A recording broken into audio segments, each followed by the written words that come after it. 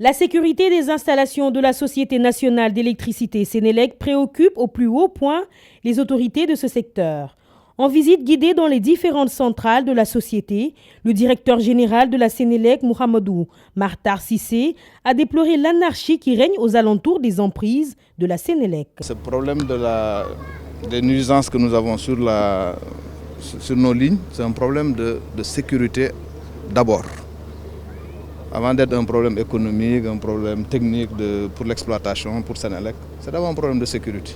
Et je crois qu'on doit placer cela au-dessus de tout.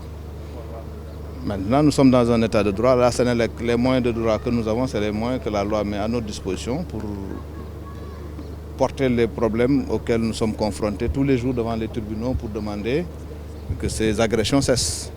Vous l'avez vu, il nous arrive souvent d'avoir gain de cause. Mais nous ne pouvons pas en permanence mettre des brigades de surveillance, la gendarmerie ou la police sur les différents sites pour veiller à ce que les constructions ne reprennent pas. Chaque fois que nous tournons le dos, les constructions reprennent de plus belle. Il est évident que c'est ces constructions, ces habitations qui sont venues vers la ligne, ce n'est pas la ligne qui s'est déplacée vers ces constructions. Et donc même si ces personnes ont des droits sur cette terre et qu'elles revendiquent un droit sur la terre, l'État doit pouvoir les contraindre à ne pas construire et à les dédommager aux besoins si telle est la décision d'un tribunal qui siégerait à cet effet. Voilà, on ne peut pas expliquer cela. C'est inexplicable, ce n'est pas acceptable. Il faut que ça cesse. La visite des installations de la Sénélec a pris des allures inquiétantes.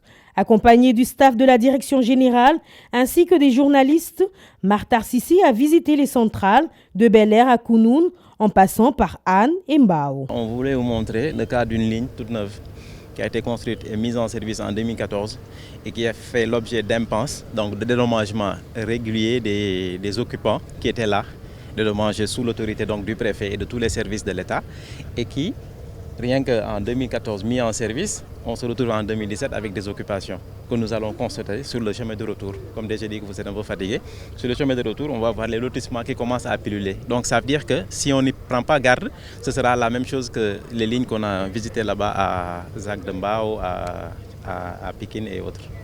L'atmosphère qui règne aux alentours ainsi que dans les différents sites visités est indescriptible. En témoignent ces images.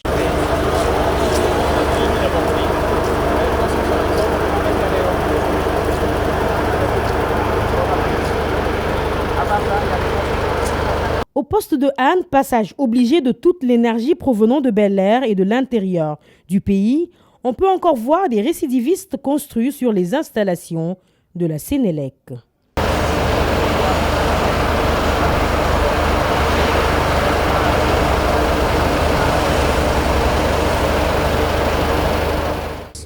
Parce qu'on ne peut pas exposer pour un titre privé, pour un intérêt privé qui est recherché, l'ensemble de la collectivité nationale.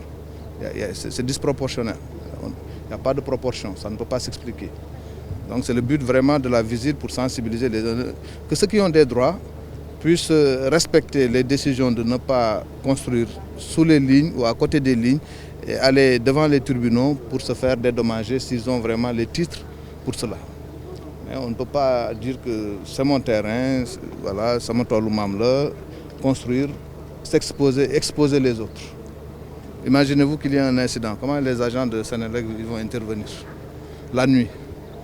C'est un espace privé qui est fermé aujourd'hui. Ce n'est plus dans le domaine public, alors que la ligne est censée être dans le domaine public pour être accessible à tout moment à nos services. C'est une simple question de bon sens. Ainsi, face à l'entêtement de certains occupants, le patron de la Sénélec a donné instruction à ses hommes de priver l'électricité à ses citoyens réfractaires à la loi.